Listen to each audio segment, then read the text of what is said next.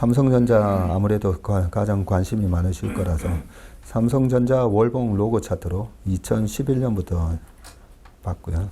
지금 시가총액이 950조가 됐습니다. 우선주도 한 90조가 좀 넘으니까 합치면 1000조가 넘었고요. 근데 지난번에도 제가 이거 보여드리면서 그죠? 자, 영업이익률이 이렇게 회복이 되면 한 몇 분기 갔나 봤더니 꽤 오래 갔었어요. 뭐 2분기 반짝하고 끝나는 적은 없었고. 그래서 이번에 작년 2Q 어닝 쇼크 나고 3Q부터 돌기 시작했잖아요. 3Q, 이번에 4Q. 그래서 이번에 이 두 번 하고 끝나는 건가? OPM이 어쨌든 피크아웃을 칠 때 주식을 팔고 나와야 되는데, 지금 1월 달에 디램 가격이 급등한 거, 이번에 1월 수출 동향에 뒤에 보면 나오잖아요. 그러면 이번에 1, 2, 3월 달도 실적은 어마무시하게 좋게 나오는데, 그래서 뒤에 전략이 나오지만, 이번 2월 조정을 이용해서 어떻게 우리가 대응해야 되는지, 삼성전자 OP 마진이 아직까지 위로 더 남았잖아요.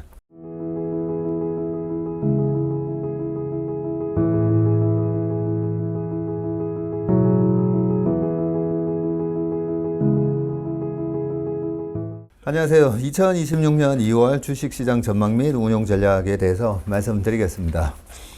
열기가 정말 후끈후끈합니다. 우리 신부장님도 오시고 정부장님도 오시고 짱장부님도 오시고 많은 분들이 오셨습니다. 자, 항상 하듯이 26년 1월 주식시장 리뷰부터 해보겠습니다. 4050에서 4530, 뭐 요 정도 예상을 했었는데 작년 9월부터 월간 전망 지수 밴드는 포기했습니다. 워낙 시장이 핫하고 그죠? 이럴 때는 함부로 시장을 예단하기보다는 포트폴리오에 집중하면서 가는 게 맞다. 그렇게 생각을 했었고요. 위로 한 7.5% 예상을 했었지만 정강 후약 약간 2월 달을 향해 가면서 약간 윗꼬리 달고 영망치형으로 끝나지 않겠나라고 생각을 했었는데 정말 뜨거운 장이 연출이 됐습니다. 4216으로 아예 마이너스가 안 갔더라고요. 그리고 5321 이렇게 장중에 26.3%나 올라가고 5224로 23.97, 24% 정도 상승으로 마감을 했습니다. 지금 보시는 바와 같이 월 시작하자마자 일봉상의 셰익스피어 지표가 매수 신호가 빵 뜨면서 1월 2일 첫날부터 매수 신호가 떴어요. 뜨면서 저렇게 강한 랠리를 보였습니다. 지난 불과 1년도 되기 전에 4월 9일 날 코스피가 2284를 기록한 이후에 지금 신정부의 정식 개혁에 대한 기대감, 그리고 올해 어떻게든 페드가 금리 인하를 한두 번 더 하지 않겠느냐, 이 부분하고 글로벌 유동성 증가, 특히나 우리나라 시장은 이 반도체 가격 급등에 힘입어 가지고 1월 30날 5,321을 기록했는데 작년 4월 저점 대비 130%나 올랐더라고요. 자, 그 와중에 4월, 5월, 6월, 7월 랠리가 있었고 8월 한 달 조정받고 그러고 나서 9, 10월 랠리, 11월 한 달 조정받고 또 12월 1일 랠리. 조정은 짧고 랠리는 길고. 이게 전형적인 이제 강세장의 모습이고요. 코스닥은 봤더니 4월 9일 637 저점 기록 이후에 1월 30일까지 1180까지 오르면서 코스피는 130% 올랐는데 코스닥은 저점 대비 82% 올랐더라고요. 그 다음에 이 소형주 지수도 보면요. 이게 코스닥 지수이고요. 코스닥이 최근 1월 둘째 주, 셋째 주 가면서 저렇게 불을 뿜으면서 올라왔었습니다. 근데 항상 주식을 할 때 누가 사는가가 중요하다 했잖아요. 누가 사는가? 여기 보시면 외국인이 샀습니다. 그리고 연기금도 같이 샀어요. 반면에 개인 투자가 분들은 지수가 빵 올라오니까 매도가 많이 나왔습니다. 그리고 이제 코스피 소형주 차트인데 소형주는 4월 9일 저점 이후로 얼마 올랐나 봤더니 37%밖에 안 올랐더라고요. 그래서 항상 뭔가 위기, 큰 위기가 도래하면 제가 늘 말씀드리지만 대형 우량주 먼저 사야 된다는 거, 그죠? 코로나 때가 됐다. 작년 4월 9일 날 트럼프의 관세. 그럴 때 보면 뭐 수출 기업이 타격을 받니 어쩌니 하는데 정말 그게 큰 위기가 되면 중소형주가 망할 위험 때문에 더 빠지거든요. 망할 위험 때문에. 그래서 항상 먼저 스마트마니는 대형 우량주를 사게 돼 있습니다. 그래서 어떤 위기가 왔을 때 그 외생적 충격에 의해서 시장이 급락을 하면 무조건 일단은 대형주부터 사야 된다. 예, 그렇게 이번에도 한 번 더 보여줬고요. 자, 1월 투자자별 매매 동향을 봤더니 외국인이 많이 팔았어요. 외국인이 코스피랑 코스닥 합쳐가지고 3조 7천억 정도 팔았고 선물을 3만 4천 계약 정도 매도를 했는데 이게 금액으로 환산해 보니까 6억 5천 정도를 팔았더라고요. 그래서 합산해서 10조 매도를 했습니다. 25년 전체적으로는 어땠었는가? 25년 전체적으로는 코스피에서 외국인이 4조 6천억 팔았고 코스닥에서 2조 팔았었습니다. 그래서 작년 한 해 현선물 다 합쳐가지고 12조 3천억 팔았거든요. 작년 한 해.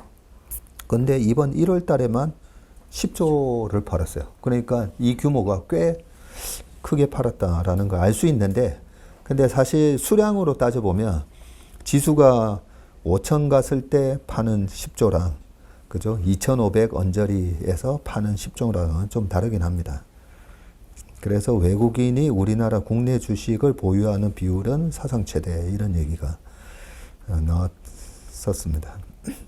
이번에 2월 조정은 요 푸콜 레이쇼에서 요때처럼 작년 요때가 6월달 과열 나오고 더 랠리가 있고, 그러고 나서 7월달 두 번째 과열 신호 나오고 좀 쉬었었는데 이번에도 과열 신호 나오고 딱 쉬지 않을까 했는데, 네, 그 과열 신호 나오기 전에 이번에 하락이 나왔습니다.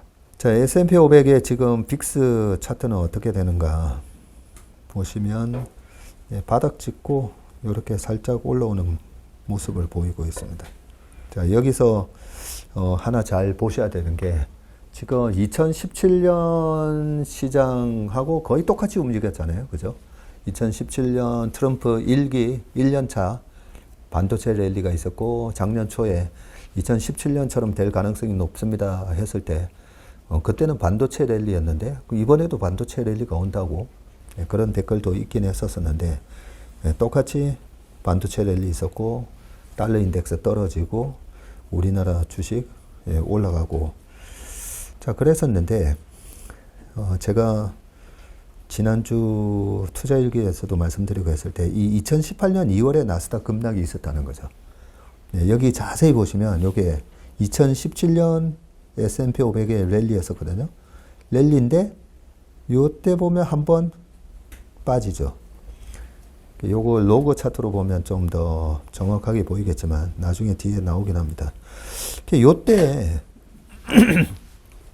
빅스가 얼마까지 올라갔는가, 예, 궁금했었어요. 왜냐하면 우리가 이 빅스가 공포 지수라고 하잖아요. 공포의 크기를, 저는 이런 빅스나 이런 거는 노벨상 줘야 된다 생각합니다. 사람의 심리를 사실 측정을 할 수가 없잖아요. 없는데 이 빅스가 뭐죠? Volatility Index인데 S&P 500 지수 옵션에 내재되어 있는 변동성을 옵션 가격에서 옵션 가격 결정 모형에 보면 변동성, 이자, 기간, 행사 가격, 그 다음에 현물 가격. 네, 거기서 변동성이라는 거는 변동성이 지금 30인지 50인지 모르는 거거든요. 그래서 현재 지금 옵션 가격을 갖고 변동성을 역산해서 구하는 거예요. 역산해서 구한 그 변동성을 Embedded Volatility라고 합니다. 그 Embedded Volatility가 바로 이 빅스이거든요. 그래서 이때도 2018년 2월 달에 빅스가 얼마까지 올라갔는가 봤더니 2월 5일 날 37.3까지 올라갔었어요. 그래서 이번에 일단 다음 주까지 이게 보통 빠지는 패턴이 A, B, C 이런 패턴으로 빠지기 때문에 빅스가 최소한 25에서 30 넘어가는 그런 하락이 나올 수 있다라고 봅니다. 근데 우리가 과거를 이렇게 공부를 해가지고 알고 맞으면 뭐 월급이 됐든 아니면 보험을 깨서라도 주식 사면 되니까. 자, 그리고 요때 그러면 얼마 빠졌는가 봤거든요. 나스닥이 마이너스 10.5% 빠지더라고요. 2월 내내 마이너스 10.5가 아니라 요 2월 4, 5, 6, 7 해가지고 그때 확 빠졌다가 나중에 쭉 밑꼬리 달고 올라와서 끝납니다. 그래서 요때도 요런 조정은 있었다. 이 조정이 어떤 식으로 왔는지는 제가 금요일 오전에 한국경제TV 그 얘기를 하면서 2월 초에 변동성이 있을 수가 있는데 2018년 요 2월 달 얘기를 해주면서 나스닥이 10.5% 빠지게 됐는데 그때 10년물 국채금리가 2.4에서 2.8로 빵 뛰면서 그러면서 조정이 왔었습니다. 요 얘기는 좀 뒤에서 다시 한번 또 말씀드리기로 하고요. 자, 지금 추세 분석을 해보면 요게 코스피거든요. 코스피의 고점을 연결한 내 차트로 하니까 이런 그림 안 나오던데 요거는 로그 차트입니다. 로그 차트로 보셔야 됩니다.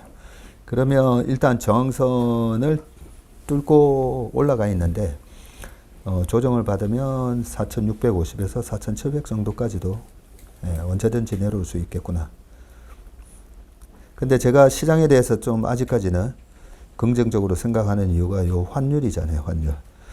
모든 우리나라 시장의 고점은 환율이 바닥을 치면서 고점이 나왔었거든요. 근데 아직까지 환율이 저 위에 대롱대롱 매달려 있기 때문에 어떻게 보면 되게 감사한 일이에요. 왜냐하면 우리나라 코스피의 시가총액 1, 2, 3, 4 쭉 차지하고 있는 수출 대기업들은 여전히 논하는 상황이거든요. 환율이 1,450원 해주면 너무 좋죠. 그래서 사실 지금처럼 높은 환율을 유지하면서 조정을 받을 경우에 우리나라 주식을 하시는 분 입장에서는 사실 쫄 필요가 없는 겁니다. 어차피 그 수출 기업들 실적 잘 나오게 돼 있으니까.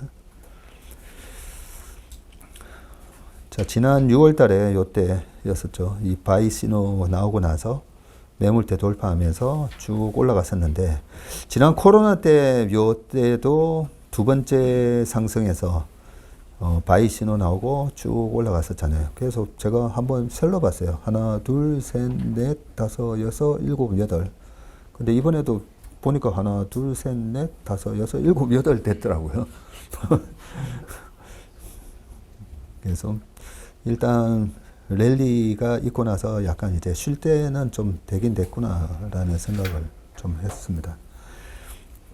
자, 이 코스피를 항상 저는 옛날부터 달러 전환을 해서 봤다 그랬잖아요. 왜냐하면 우리나라 주식시장을 좌지우지하는 것은 외국인이니까 외국인의 눈으로 우리나라 시장을 쳐다보자. 그래서 요거 달러로 전환시키면 이렇게 고점을 연결하는 선에서 조금 남았었구나. 이런 점을 좀 알게 됐었고요. 지난번에 여기 매도 신호 나오고 요때 매도 신호가 나왔을 때 요때가 11월 달이었었는데 다시 강하게 뚫고 올라가면서 매수로 바뀌어 있는 상황이고요.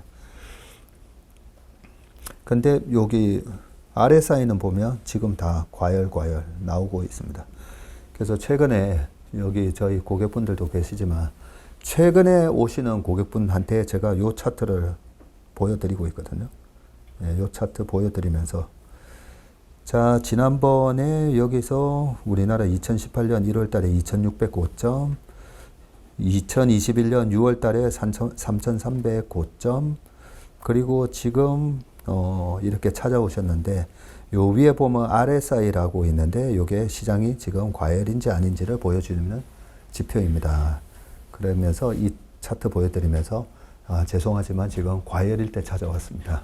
네, 그래서 큰 수익 바라지 마세요. 제가 미리 말씀드립니다. 죄송한데 과열일 때 오셨다고. 주식은 이렇게 관심 없고 좀 짜증나고 뭔가 무서울 때 이럴 때 주식해야 큰 수익이 나긴 합니다. 근데 아직까지도 기회가 남아 있는 게 이 마지막 매도 신호 나오기 전으로 해가지고 화려한 이 마지막 불꽃장이 있다고 했지 않습니까? 그런 부분이 아직까지는 좀 남아 있다고 보고요. 어떤 랠리가 있을 건지는 제일 마지막 뒤에 투자 아이디어에서 좀 말씀을 드리겠습니다.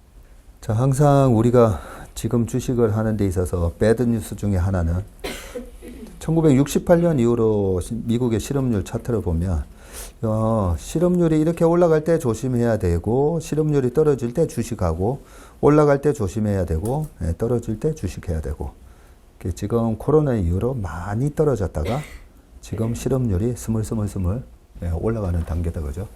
그래서 지금은 아까 기술적 지표도 과열 상태로 가 있지만 실업률 지표로 보더라도 스물스물 올라가는 좀 위험한 구간에서 우리가 주식을 하고 있다. 그걸 인지하셔야 되고 최근 3년간 실업률 차트를 보면 거의 뭐 3.4까지 기록을 했었던 이 실업률 차트가 울퉁불퉁 데코보코 보이면서 계속 우상향하고 있습니다. 실업률이 얼마나 위험한 건지는 제가 이걸 지금 몇 개월째 계속 월간 전망할 때 보여드리는데 2000년 4월 요 닷컴이 무너질 때요. 요때 3월 달에 고점 치고 무너질 때 요때 실업률은 3.8밖에 안 했었어요. 근데 2001년 3월이 요때거든요. 요때 4.3이 되고 4.4 그러다가 9월 되니까 5, 2003년 6월 되니까 6.3. 근데 시장은 2003년부터 올라가기 시작합니다. 왜냐하면 실업률은 후행 지표이기 때문에. 그래서 주식이 어렵습니다. 후행 지표라서. 이렇게 실업률이 올라갈지를 판단을 하고 주식을 해야 되는데 그 판단이 어려운 거죠. 그래서 그러면 요 2000년 4월 달에 3월 달에 5132였거든요. 나스닥이. 2000년 5월에 3000. 5000이었는데 3000으로 그냥 급락합니다. 순식간에 40%가 빠져버렸고 2001년 4월 되니까 1600, 2002년 11월 되니까 1100까지 빠졌습니다. 근데 이때는 요때 당시에 기억이 있으신 분들은 아시겠지만 닷컴 아류작들이 마구마구 망합니다. 그래서 이번에 AI 버블이 이게 버블 맞냐, 얼마나 이게 후유증이 심할까를 상상을 해보면 AI 관련된 지금 상장되어 있는 기업 중에 막 망할 기업이 있나라고 보면 그런 건 없어요. 그래서 요 거품이 아주 심각한 거품이었었죠. 이렇게 말도 안 되는 거품이 있으면 떨어질 때 항상 제가 말씀드리는데 3천에서 5천 갔는데 5천에서 3천으로 멈추지 않는다 했잖아요. 왜냐하면 거품을 만들었기 때문에 반드시 이 거품의 크기만큼 내재 가치에서 더 빠집니다. 그래서 3천에서 5천 갔는데 다시 3천이 왔지만 여기서 요 거품의 크기만큼 2천을 더 빼야 돼요. 그럼 3천에서 2천 더 빼면 1100까지 빠지는 거죠. 종목 보실 때도 똑같아요. 이게 거품이었다 싶을 때 떨어지는 주식은 이 정도면 적정해 했을 때 사면 안 됩니다. 왜냐하면 제가 하도 많이 당해봤기 때문에 이 정도면 이제 제 가격 왔지 그래서 사보면 항상 더 빠져요. 그 원리를 좀 기억해 놓으시고 그나마 실업률을 조금 더 빨리 좀 이게 어떻게 되는지 알 수 있는 지표가 있다 했잖아요. 그 졸트 보고서인데 졸트 보고서도 벌써 뭐 두 달 전 걸 발표하다 보니까 좀 늦기는 한데 그래도 추세를 볼 수는 있습니다. 보면 졸트 보고서도 보면 구직 대비 구인 비율이 지난번에 1.01까지 올라가 주길래 걔도 괜찮나 보다 했더니 다시 0.918까지 다시 뚝 떨어졌어요. 그럼 지금 이 수준은 2019년보다도 안 좋은 수치입니다. 3개월 연속 지금 조합 건수가 줄어들고 있죠. 740만 개에서 그 전에 9월 달에 765만 개, 740만 개, 이번에 710만 개. 이렇게 3개월 연속 구인 건수가 감소를 하고 있습니다. 자, 지난번에 BOJ 정책금리 때문에 한번 시장이 크게 흔들린 적이 있었었죠. 2024년 8월 달에. 7월 달에 0.2까지인가 올리고 나서 시장이 한번 급락을 했었는데 지금 0.75이고 이것보다도 더 정말 등골이 싸한 거는 얼마 전까지 일본의 10년물 국채금리가 0에서 왔다 갔다 했었어요. 0에서 왔다 갔다. 이랬던 일본의 10년물 국채금리가 지금 2.25까지 이렇게 올라오고 있습니다. 그래서 지금은 정말 엔캐리 트레이드 청산 이런 거 얘기가 나와도 할 말이 없다. 24년도에 한번 시장이 확 빠졌을 때 그때 0.8, 0.9 했었거든요. 요때도 그랬는데 싼 저금리의 엔화를 빌려서 금리를 더 주는 미국채든 아니면 금리보다 훨씬 높은 수익률을 주는 주식이든 그런 데다가 투자하는 엔캐리 트레이드가 지금은 엔화 조달 비용이 계속 올라가고 있는 거죠. 2.25까지 10년물 국채금리가 이 정도로 올라와 있습니다. 근데 여기서도 제가 한번 또 막 살펴봤어요. 2018년도에 어떻게 됐습니까? 살짝 반등이 들어오다가 시장 한번 꺾이면서 금리가 좀 떨어지다가 또 요렇게 올라오는 국면이 있잖아요. 요게 10월 8일이었더라고요. 2018년 10월, 11월, 12월에 또 시장이 한번 무너지잖아요. 그래서 일본의 10년물 국채 금리가 올라가는 것도 주식 시장에는 확실히 좀 영향을 주는구나. 그렇게 판단이 되고요. 자, 그랬을 때 시장이 무너지는지 안 무너지는지는 달러엔 요 차트를 보면 되는데 지난번에 12월 달에 BOJ가 금리를 올렸는데 엔달러 환율 차트가 뭐 별 반응을 안 보였어요. 근데 요때 2024년 7월 달에 보면 엔달러 환율이 확 떨어지면서 달러 강세죠. 이게 달러 강세로 가는 흐름이 이어지다가 여기서 8월 달에 와장창. 그래서 지난 12월에는 에이 뭐 별 저거 없네 했었는데 이번에는 이렇게 엔달러 환율이 떨어져서 여기 좀 찜찜하더라고요. 그러면 지금이 여긴가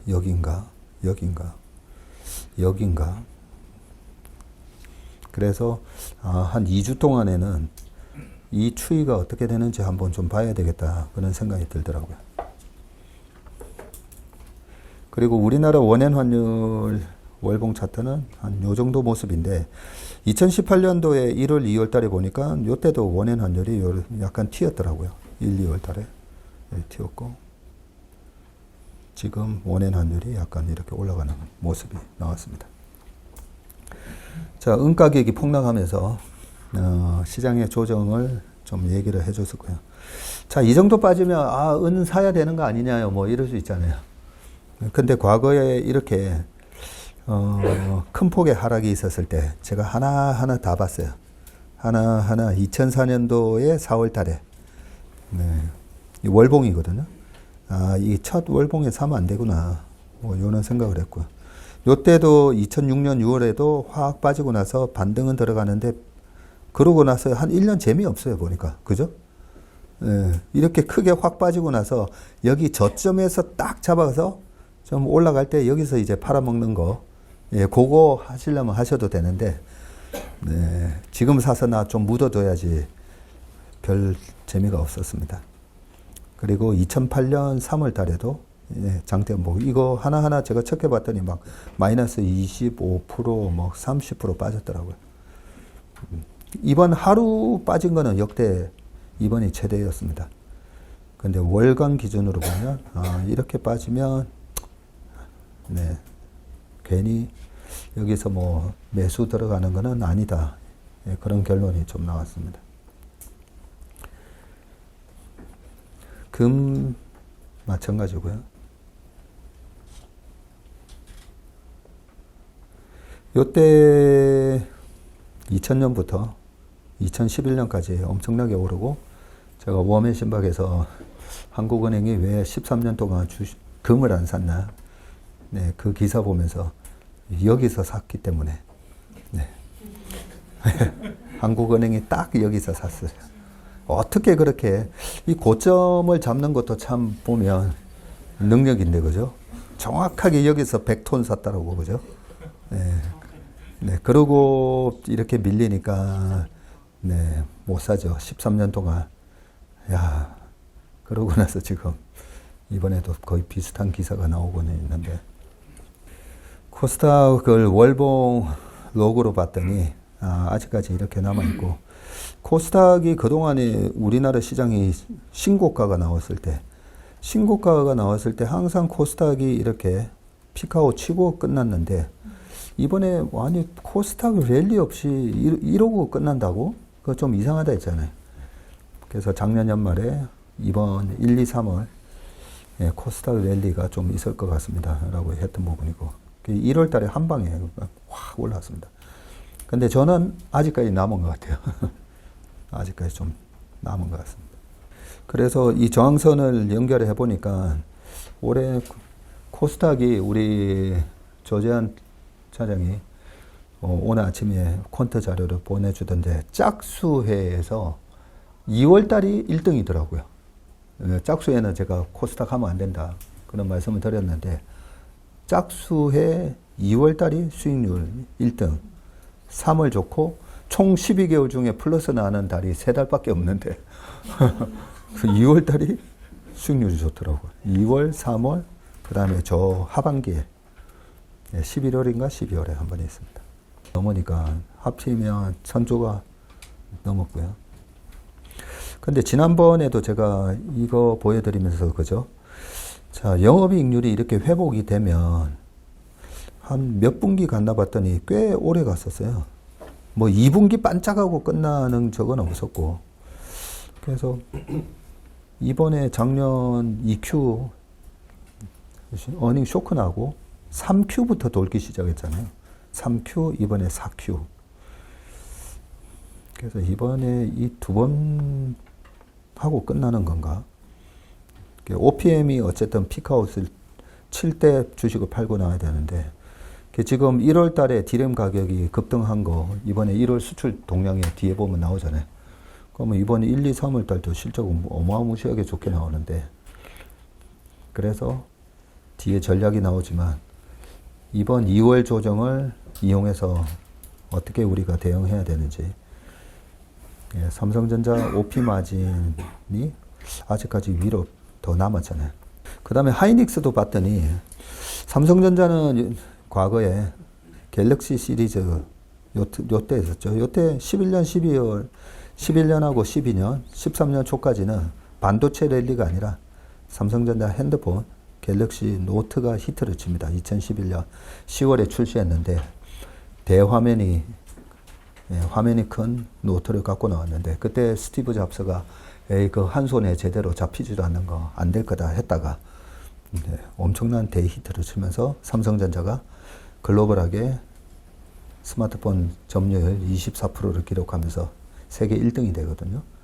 이때 먼저 핸드폰 랠리로 먼저 땡기다 보니까 정작 2013, 14, 15년 반도체 랠리에서는 이렇게 재미가 없었고, 2016년도에 데이터 센터, 플랫폼 기업, 팡, 그 얘기 나오면서 쫙 올라갑니다. 근데 팡뿐만 아니라 중국의 빅테크 기업들, 배트, 그죠? 바이두, 알리바바, 텐센트. 중국에서는 배트가 지르고, 미국에서는 팡 기업들이 데이터 센터 어마무시하게 지르면서, 이때도 울트라 슈퍼 사이클이 왔다. 이러면서 그때 당시에 하이닉스 영업이익률이 50%가 나오죠. 그때가 요때였었고요. 그래서 2016, 17, 18년도에 보면 하이닉스 영업이익률 40조 매출에 20조 7천억 정도 2018년도에 영업이익이 나왔으니까요. 근데 항상 반도체 투자가 어려운 게, 아니 이렇게 이익이 잘 나오는데 주가는 왜 빠져 하다가 2019년부터 이렇게 이익이 급감할 걸 주식은 기가 막히게 알고 빠졌습니다. 그래서 하이닉스만 보니까 하이닉스 이익이 이렇게 요때는 뭐 적자 난 게 이제 적자가 회수된 거였고요. 23년에 7조 7천억 영업이익 적자, 당기순이익 9조 1천억 적자, 그죠? 네, 요때부터 이익이 났는데 24년부터 따지니까 벌써 8분기 연속 이익이 나긴 했더라고요. 하이닉스가 2015년 12월 종가가 3만 원이었는데 야 93만 원 돼가지고 31배. 그러니까 우리 전원주 할머니가 생각나더라고요. 그리고 26년 예상 실적은 이렇게 나오고 있는데 어제 또 모건 스탠리에서 그죠? 더블합하면서 또 나왔습니다. 뒤에 그거는 다시 보여드리겠습니다. 그리고 마이크론 테크놀로지가 시총 628조. 아니 마이크론보다 하이닉스가 더 이익도 많이 내는데 왜 시총은 적은가요? 했다가 마이크론이 628조 되고 하이닉스가 660조. 그래서 마이크론의 시총을 넘었었습니다. 지금 이런 모습이고요. 마이크론은 2016년 1월 저점이 9달러 31센트였는데 48배 났더라고요. 마이크론은. 그러니까 우리에게도 항상 이 주식을 통해서 한 방의 기회가 있습니다. 그죠? 이런 거 하면 뭐 강남 아파트 집 안 사도 됩니다. 네. 네, 10년 만에 뭐 48배 나는데 주식으로 해서 돈 벌어야죠. 주식으로. 아, 웬 한숨. 아, 이걸 놓쳤네. 이거잖아요. 자, 이게 슈카에서 지난주였죠. 네, 요 참 비교를 잘 해줬더라고요. 글로벌 지금 시가총액 1, 2, 3, 4, 5, 6, 7, 8, 9, 10 해가지고 이 기업들이 시가총액이 5,400억, 5,700억, 뭐 6,000억 넘어가기도 하고 엔비디아 그죠? 근데 이익 순으로 이렇게 나열시켜 놓은 게 구글이 돈 제일 많이 벌더라고요. 218조, 애플 190조, 마이크로소프트 180조, 엔비디아 167조.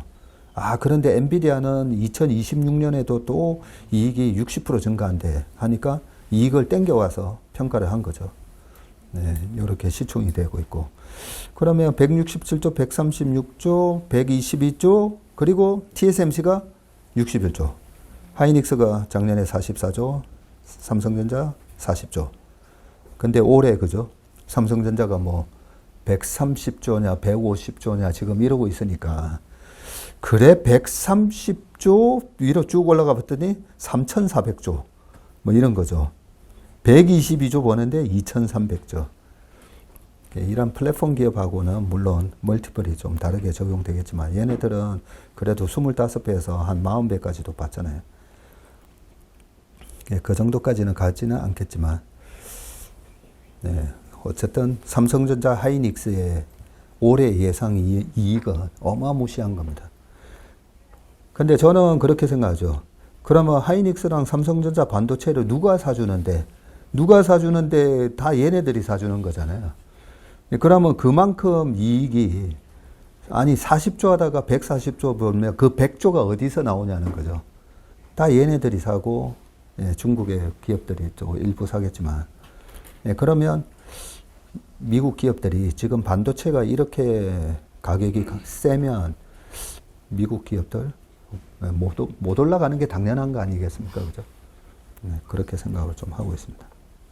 자, 달러 인덱스 2017년도에 이렇게 확 빠지고 반등 들어가다가 다시 한번 2018년 초에 빠지고 2018년 2월부터 달러 인덱스가 반등에 들어가면서 그러면서 장이 끝났어요. 이번에도 똑같이 확 빠지고 반등 들어가다가 다시 빠지는 모습 나왔는데 여기서 다른 점이 이때 당시는 2015년 12월에 페드가 첫 금리 올리고 16년 말에 한 번 더 올리고 17년에 3번 올리고 18년에 4번 올렸거든요. 이때는 금리를 올리는 와중이었기 때문에 뭐야 금리를 또 올린다고? 제롬 파월 의장을 트럼프 대통령이 지명을 했는데 아니 제롬 파월 의장이 가서 금리를 못 올리게 해야 되는데 2017년에 3번 올렸는데 오히려 4번 올려버리죠. 그래서 지금 케빈 워시 다 비슷해요. 아니 새로운 페드 의장을 임명한다고 했는데 뭐야 이 사람 예전에 말했던 거 보니까 야, 금리 안 내릴 것 같네. 네, 이런 게 지금 글로벌 투자 자산의 투자 심리를 확 꺾어버린 거죠. 왜냐하면 요때도 그랬으니까. 네, 요때는 하여튼 금리를 올리는 과정이었고 이번엔 금리를 올리지는 않겠지만 아무튼 우리가 나만의 노하우를 하나하나씩 이제 만들어 가셔야 되는데 그 노하우 중에 하나가 제가 적어 놨잖아요. 2017년에 여기 6개월 연속 달러 인덱스 음봉 나왔대죠. 음봉 나왔고 코로나 때 2020년에도 네, 5개월 연속 음봉. 근데 이때 달러 인덱스가 빠지는데 주가 1400 찍고 1800, 2000 왔다고 주식 다 왔다 그러면서 그죠? 막 그때도 인버스 곧버스 잡아가지고 크게 낭패를 봤었잖아요. 그러면 이 달러 인덱스가 4개월 연속 음봉이 나왔다. 그러면 달러 강세가 꺾인 거잖아요. 네. 꺾였다는 말은 위험 자산의 랠리가 시작됐다. 이렇게 우리가 기억을 하셔야 됩니다. 이번에도 보세요. 이번에도 뭐 3,600에 지금 곧버스 잡아가지고 물려있다는 사람들도 있잖아요. 그죠? 우리가 크게 터지지 않아야 되는데, 그런 거를 피할 수 있는 방법이 여러 가지 이런 주식시장하고의 상관관계가 높은 변수들을 기억을 하고 있어야 됩니다. 이번에도 똑같았잖아요. 그죠? 4번이 아니라 이번에 6개월 연속 음봉 나오고 계속 랠리가 이어졌습니다. 달러 인덱스가 빠질 때는 항상 시장은 랠리, 빠질 때 항상 랠리. 네, 공식입니다. 공식. 지난달에도 1월 달에 달러 인덱스가 빠졌어요. 네, 빠졌더니 또 코스피는 랠리 보였습니다. 원달러 환율보다는 그냥 달러 인덱스 보는 게 맞더라고요. 원달러 환율은 우리나라만의 어떤 정치적인 상황 때문에 좀 왜곡돼서 나타날 수가 있기 때문에 이번 1월 달에 주식시장은 어떻게 됐는지 네, 글로벌 보시면 되고요. 근데 랠리는 있었는데 10년물 국채금리가 안 빠졌잖아요.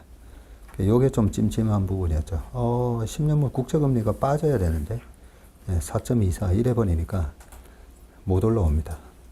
그리고 항상 선행지표를 찾는 게임인데 비트코인이 주식시장보다 선행하구나. 2015년부터 26년인데 우리가 비트코인 볼 때도 이걸 로그 차트로 좀 보는 게 중요합니다. 최근에 비트코인 차트 보면 험악하잖아요. 이렇게 고점 대비 35%나 험악하고 이 정도 빠졌으면 요때 2021년, 22년 갈 때 빠진 크기랑 비슷하니까 이 정도면 이제 다 빠진 거 아닌가? 네, 그런 생각이 들잖아요. 그래서 이렇게 로그 차트로 봐야 됩니다. 요만큼 빠졌어요. 네, 요때 22년도 한 75% 빠졌습니다. 21년에서 22년 넘어갈 때. 요 정도 빠진 게 지금 빠진 거예요. 요 정도 빠진. 그리고 과거에 2018년도 요때도 중간선거 있었을 때 미리 빠지죠. 미리 쭉 빠지면서 빠지고 2018년 10월, 11월, 12월 달에 요때 마지막 8번째, 9번째 금리 인상을 하면서 더 빠집니다. 지금 5주, 20주 이평선이 데드크로스가 지금 이렇게 나오려고 하고 있어요. 이렇게 데드크로스가 나올 때 반등 타이밍인데 제가 10만 불을 회복하지 못하면 약간 좀 탈출 신호 그런 말씀을 드렸었는데 이렇게 데드크로스가 나오는 시점에서 반등이 가다가 확 무너져 버리니까 저점을 깨면서 더 깨져 버리거든요. 이번에도 비슷하게 더 깨져 버렸습니다. 10년물 국채금리가 1월 달에는 소폭 올랐고 지금 10년물 국채금리가 이렇게 쇠계형에 갇혀 있는 모습이고요. 요거 좀 그죠? 왔다 갔다 하다가 이제 밑으로 좀 확 떨어지면 엄청난 랠리가 올 건데 아직은 이러고 있습니다. 이 10년물 국채금리가 왜 중요한지는 여러 번 말씀드렸는데 일드 갭이라고 이때 했잖아요. S&P 500이 22배, 그럼 1 나누기 22 하면 0.04545545 나옵니다. 4.5%. 그럼 10년물 국채금리는 얼마인데? 4.26. 주식은 위험자산, 변동성, 스트레스 다 받으면서 해야 되는데 4.5%. 근데 10년물 국채는 무위험 10년물 국채는 4.26. 차이가 거의 없는 거죠. 차이가 없는 거다 보니까 돈은 스마트하게, 여기서는 위험자산에 이렇게 안 지른다는 거죠.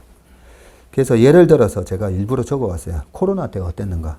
코로나 때 S&P 500이 3,300에서 2,200까지 빠졌으니까 빠지면서 PER 15배 1 나누기 15 하면 6.67이에요.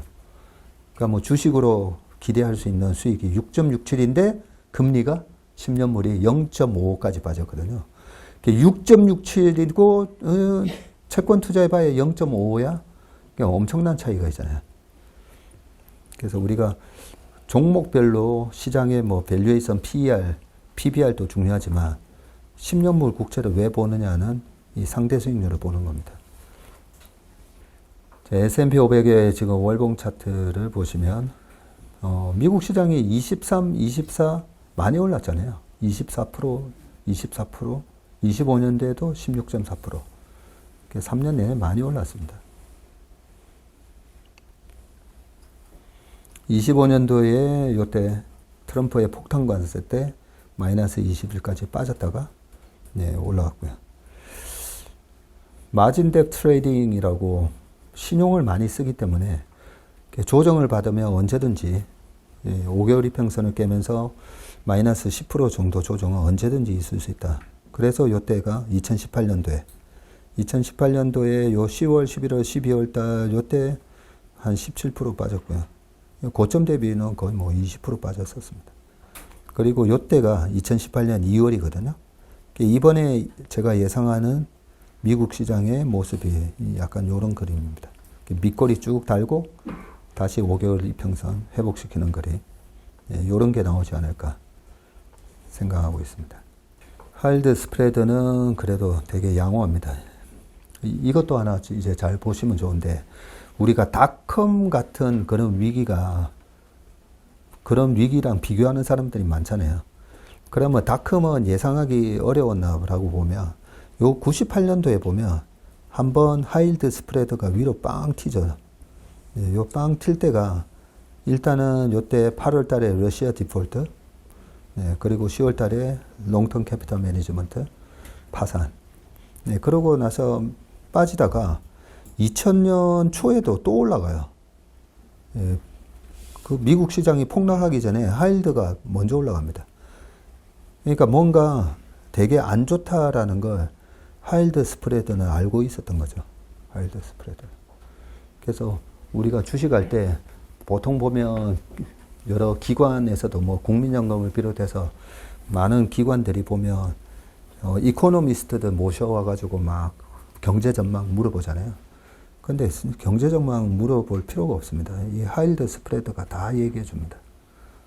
지금은 굉장히 아까 닷컴 버블 때 막 망하는 그런 기업들은 없다라는 걸 보여주고 있어요. 하일드 스프레드가.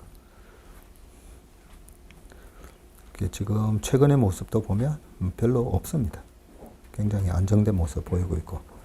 하나 좀 찜찜한 거는 이 PC 물가지수랑 요 밑에 있는 CPI인데, 그 1980년 초에 폴 볼커가 금리 20%까지 올려놓고, 그러고 나서 81년 리세션 2번 오고 82년부터 랠리가 시작됐잖아요.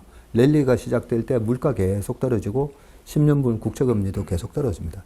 근데 84년도에 보면 물가가 다시 리바운드가 들어가요. 그러면서 주식시장이 조정을 좀 받거든요. 그런 물가 리바운드가 혹시나 있으면, 그러면 84년도에 겪었던 조정 정도는 언제든지 또 있을 수 있다라고 저는 그렇게 생각하면서 물가를 계속 쳐다보고 있거든요. 근데 관세로 해가지고 막 미국의 물가가 계속 스물스물 올라가는 모습이 나오니까, 트럼프 행정부에서도 필수 소비재에 해당되는 거 막 관세 유예해주고 면제해주고 막 그런 조치가 나는데, 어쨌든 물가가 3%를 터치하면 약간의 저는 2018년 10월, 11월, 12월 같은 트리거가 나올 수 있다고 봅니다. 네, 3% 터치하면. CPI 2.7 지금 이러고 있습니다. 그리고 또 하나 좀 찜찜한 게 있죠. ISM 제조 PMI가 보시면 요 중간 선거가 있었던 2018년, 14년, 10년 그 중간 선거가 있기 전 대통령 선거가 있고 나서부터 PMI가 오른다 했잖아요. 대통령이 누가 될지 모르니까. 근데 대통령 선거 끝나고 나면 PMI가 쫙 올라오면서 시장이 랠리가 오고 그러고 나서 중간 선거 전후로 해가지고 네, PMI가 고점을 치면 그러고 나서 시장이 빠지고 요때 21년 요때가 6월 언저리였을 거예요. 우리나라 시장의 고점하고 PMI의 고점하고 거의 일치합니다. 2018년에도 올라가다가 멈추고 왔다 갔다 하다가 나중에 빠지면서 우리나라 시장도 빠졌잖아요. 희한하게 요 PMI랑 우리나라 코스피랑의 상관관계가 되게 높은데 이번에 안 올라왔어요. 올라가다가 트럼프 대통령이 뭐 관세 확 들고 나오는 바람에 꺾여버렸죠. 그래서 제조 경기가 뭐 썩 지금 좋은 상태는 아니고 이 부분이 이제 회복되는지 좀 지켜봐야 됩니다.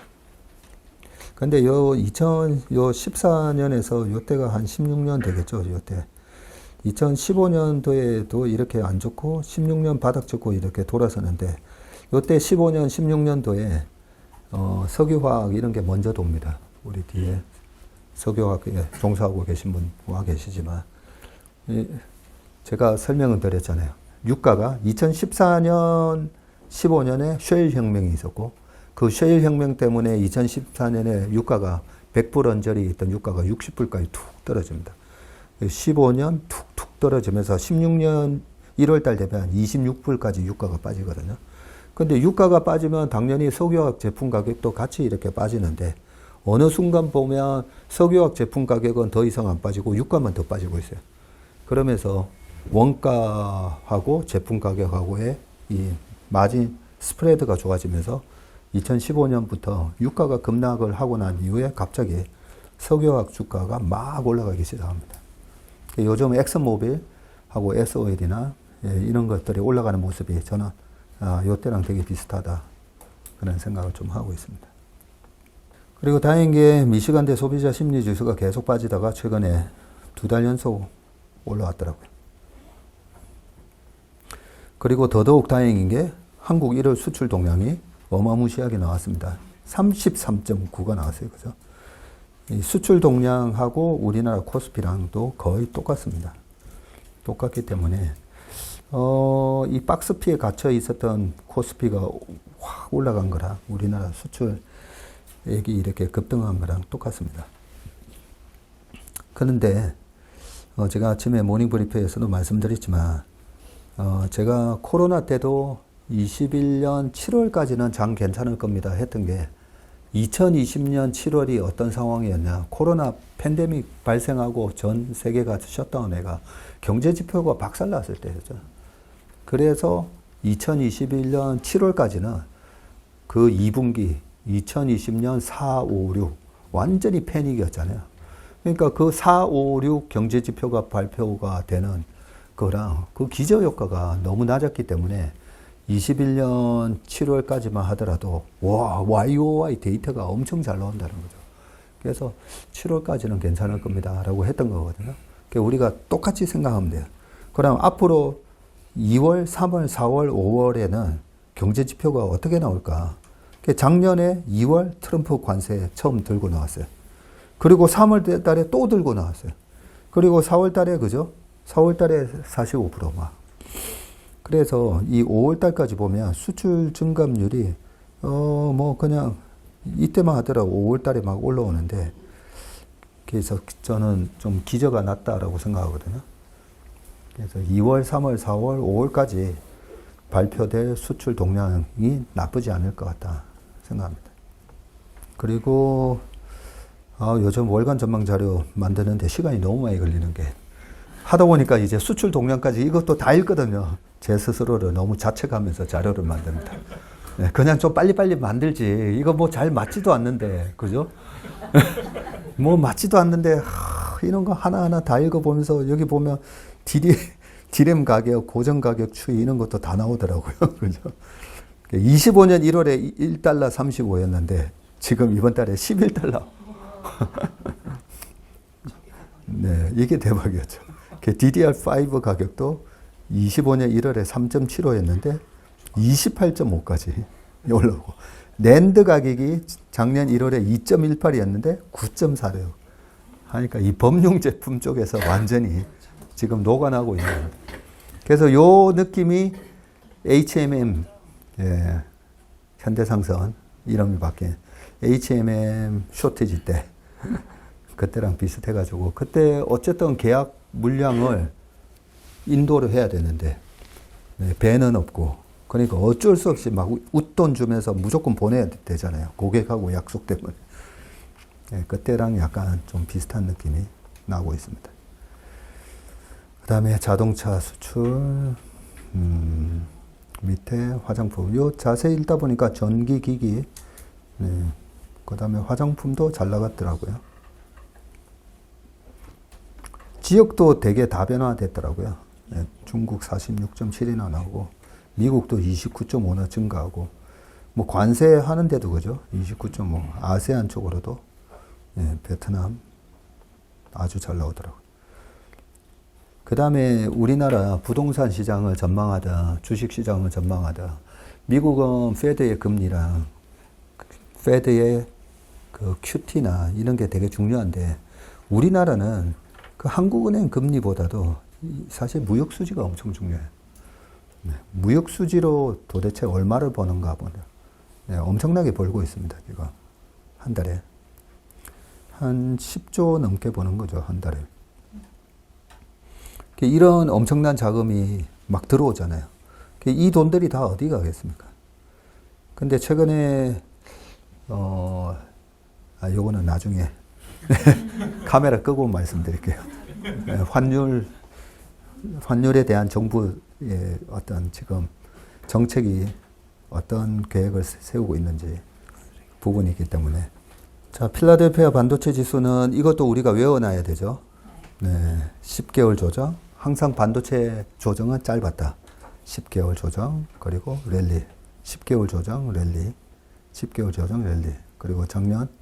이런 거에서 여기서 그냥 모건 스탠리의 겨울이 온다 리포터를 찍어 누른 거잖아요, 사실. 그때 보면, 아니, AI가 이제 시작이 됐는데, 뭐 여기서 겨울이 온다고 하면서 범용만 가지고 얘기하고, AI 모멘텀은 애써 얘기를 안 했잖아요. 그러면서 지금 이렇게 되고 있습니다. 엔비디아가 아무래도 좀 주도주다 보니까 엔비디아 월봉도 이렇게 보는데, 확실히 그동안의 이 상승세가 약간 이제 둔화되는 모습이고, 엔비디아도 잘 보시면 2022년이 중간선거가 있었던 해, 그죠? 350에서 100 갔었죠. 우리가 항상 그 전에 엄청난 랠리가 있었거든요. 근데 350에서 100 갔었고, 요때 2018년도에도 쭉 올라가다가, 네, 그러고 나서 요때도 빠졌었습니다. 다행스러운 거는 이 시장이 하도 닷컴 이런 얘기를 많이 하다 보니까 과열로 안 가더라고요. 예. PR이 한 40배까지 올라갔었거든요. 닷컴 뽑을 때. 근데 22배 정도 가면 딱 멈추고 조정받고, 멈추고 조정받고. 예. 과거 거품까지는 전혀 안 갔습니다. 코스피. 이번에 코스피가, 예, 큰 폭으로 올라왔는데, EPS가, 예, 가파르게 올라왔었죠.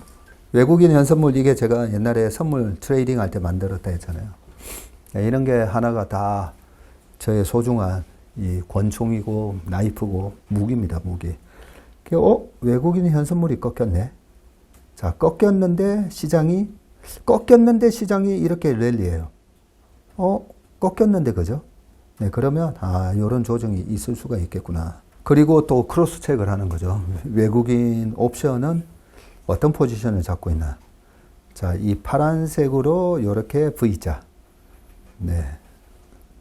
선물 옵션 강의 오신 분들은 이제 다 아시죠. 예, V자는 스트레들. 스트레들 매수는 다음 중에서 맞는 것을 고르시오. 네. 스트레들 매수는 변동성 축소 전략이다. 뭐, 아니죠. 여기서 변동성 없이 여기서 시장이 끝나면 이만큼 손해예요. 예, 500억 손실 보는 거예요. 손실 보는데 얘네들이 복권을 파는 게 아니라 복권을 지금 사고 있다는 말이잖아요. 예, 밑으로 크게 떨어질 때 풋옵션, 위로 크게 올라갈 때 콜옵션. 양매수를 잡고 있기 때문에 그동안에 맨날 얘네들이 복권을 팔아먹었는데 복권을 산다고? 이렇게. 그래서 변동성 확대에 지금 배팅을 하고 있구나. 선물은 어떻게 되나? 지난번에 봤더니 선물 합쳐보니까 선물은 강력한 매수 잡아가지고 그때는 매도를 잡고 있는데 선물 매수를 왕창 잡아가지고 주가가 올라가도 크게 안 터지게끔. 근데 이번에는 봤더니 선물 왕창 매도 포지션 잡고 있는 거죠. 이렇게 매도 포지션의 변동성 확대 전략, 이렇게 잡고 있는 모습이었습니다. 그래서 이거 2월장에 그러면 2월의 조정은 어떤 식으로 올까 해서 2018년 2월 그때 플래시 크래시라고 해서 급락 나왔을 때 기억이 생생하니까 2월이 어떤 식으로 빠졌는지 막 찾아본 거예요. 그죠? 그러면서 투자일기랑 채슬리 AI에서 제가 설명해 드렸잖아요. 그러면 2018년 2월 달에는 나스닥은 어떻게 됐었지? 10.5%나 빠졌었네. 그런 거 보면서 막 대응 전략을 이제 짜는 거죠. 그러면 얘네들이 지금 주식도 때리고 있나? 아니, 반도체가 그렇게 좋다는데 반도체는 사고 있겠지 봤더니 3일 내내 반도체 왕창 때리고 있었어요. 그죠? AI 주요 증시 증단은 지난 1월 달부터 미국 시장은 둔화로 바뀌었다고 말씀을 드렸습니다. 그리고 우리나라 시장은 여전히 아직까지는 강세장 유지하고 있고 S&P 500 지난 1월부터 정확하게 둔화 나왔습니다. 나스닥도 둔화. 이럴 때는 편입비를 좀 줄여서 약간 관망하자. 주식 편입비 살짝 줄여서 그죠? 관망하자. 자, 2월 전망인데 이 부분은 안 적고 있다가 오늘 다 보고 적었어요. 네, 오늘 시장이 확 빠졌잖아요. 2월 4일 같은 조정이 나올까 그걸로 주말 내내 고민했었거든요. 주말 지난주 금요일 목요일 진짜 이번에 2018년 2월 같은 조정이 나올까. 그런데 은가격이 금요일 날 급락했다 해서 조정이 이제 오긴 오겠구나. 근데 오늘 그렇게 빠져가지고 좀 컨닝하고 적긴 했지만 그래서 이번에 빠지면 얼마까지 빠질까? 자, 코스피가 요때 2018년 2월이에요. 우리 시장은 얼마 빠졌는지 그죠? 그래서 요때도 보면 2018년 1월 말에 1월 29일 날 2607 하면서 신고가였어요.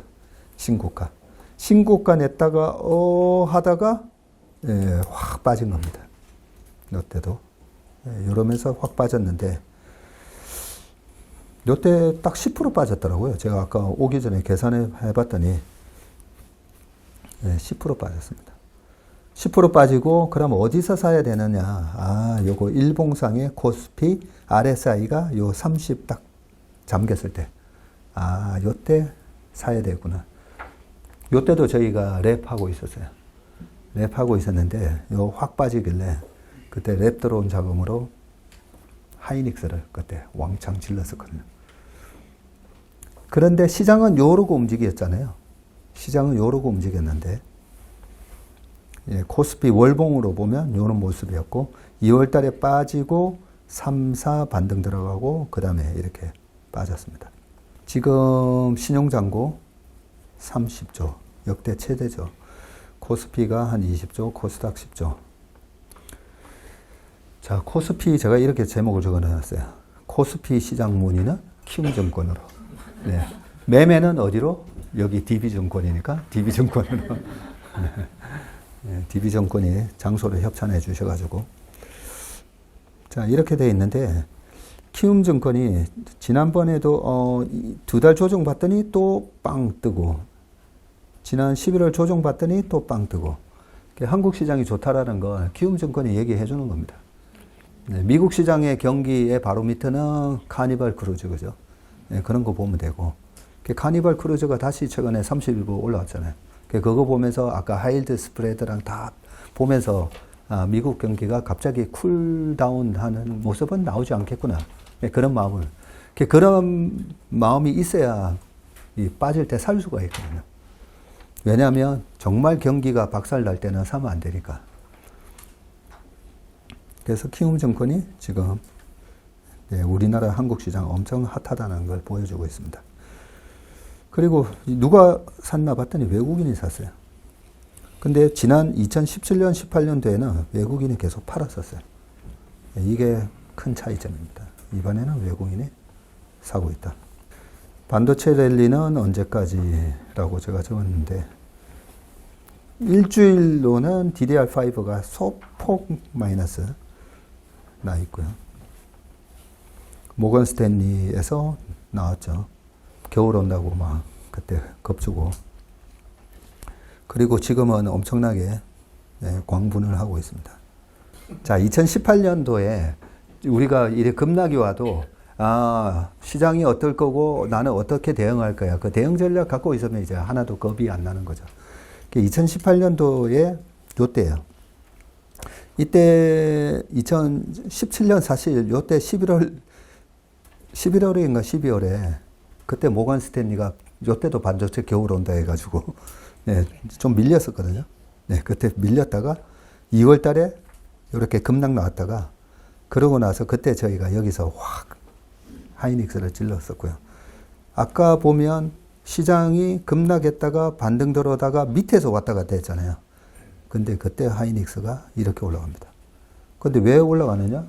어마무시한 이 발표를 계속하면서 올라갔었어요. 올라가고 또 3월 조정받다가 또 5월 달에 실적 발표 앞두고 또 확 올라가고. 전자는 2018년도에 어땠나 보시면 이때 2월 달에 급락 나오고, 네. 근데 전자는 이때도 가전사업부, 디스플레이 등등 이렇게 섞여 있다 보니까 아무래도 순수 반도체 하이닉스 영업이익률이 훨씬 좋게 나왔었죠. 전자는 이런 모습이었습니다. 그리고 전자가 고점이 요때 2017년에 나왔거든요. 요때 삼성전자가 액면 분할 발표를 했었어요. 그 액면 분할 발표에 여기서 여기 대림동이나 요쪽에 보면 아주 유명한 건설사가 있습니다. 거기서 한 2조 샀었어요. 2조 샀다가 완전히 물렸었는데, 그리고 실제로 액면 분할이 된 거는 2018년 요 5월이었습니다. 그런 액면 분할 50분의 1로 액면 분할 이런 뉴스 보고 사면 항상 뉴스 보고 사면 필패다라는 부분이고요. 자, 2018년 코스닥은 어떻게 됐는지 보여드릴게요. 그때도 보세요. 2018년 1월 달에 코스닥 이렇게 랠리가 있었고, 그리고 2월 달에 확 빠집니다. 빠졌다가 반등 왔다 갔다. 근데 이때 당시에 코스닥의 대장주가 2개 있었는데, 뭐 2개뿐만 아니죠. 셀트리온이 2017년 9월부터 올라갔고, 나중에 신라젠이 10월, 11월, 12월에 불을 뿜면서 올라갔거든요. 그래서 주도주 셀트리온이 어떻게 움직였나 보면 고점 뚫어놓고 이러다가 미국 시장 급락 나오면서 확 빠지잖아요. 그러고 나서 빠르게 회복하죠. 네. 그래서 우리가 이번에 뭘 사야 되는지는 최근에 제일 강했던 놈 사는 거예요. 이번에 조정이 오면 최근에 제일 강했던 놈 사시면 됩니다. 그러면 신고가 냅니다. 신고가. 네, 그러면 2026년 2월 주식시장 전망 및 운용 전략은 여기서 마치도록 하겠습니다. 고맙습니다.